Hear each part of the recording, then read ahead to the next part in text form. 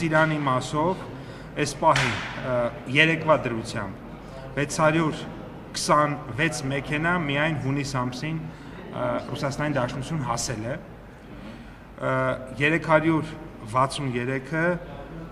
ճանապարհին են, օրինակ միայն 69-ը երեք է դուրս եկել, 70 քանիսը դրանից առաջ, իսկ նրանք ակնհայտորեն անգամ չեն էլ հասել։ Երկրորդը շատ մեծ հերթեր կան, օբյեկտիվ հերթեր կան Վերին Լարսում, որովհետև այդ տեղով անցնում է ոչ միայն Հայաստանի, գիտեք, այլ նաև այլ երկրների, այդ Վրաստանի եւ այլ երկրների, Թուրքիա եւ այլ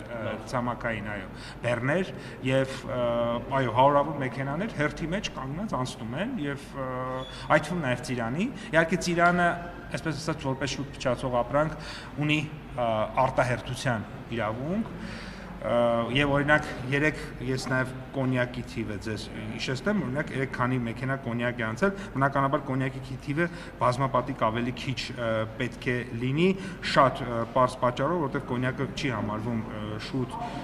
փչացող ապրանք եւ նրանց հերթը մի քիչ ավելի բարդ է,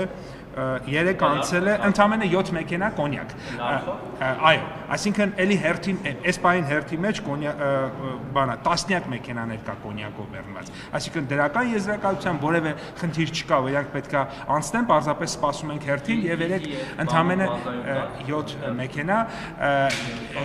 Գեզիում կա եւ ունենք գործընկերների հետ պայմանավորվածություն, առաջիկա օրերին մի քանի տասնյակ մեքենաներ կան, այդ բոլոր մի քանի տասնյակ մեքենաները ամբողջովին ուրեմն դուրս են գալու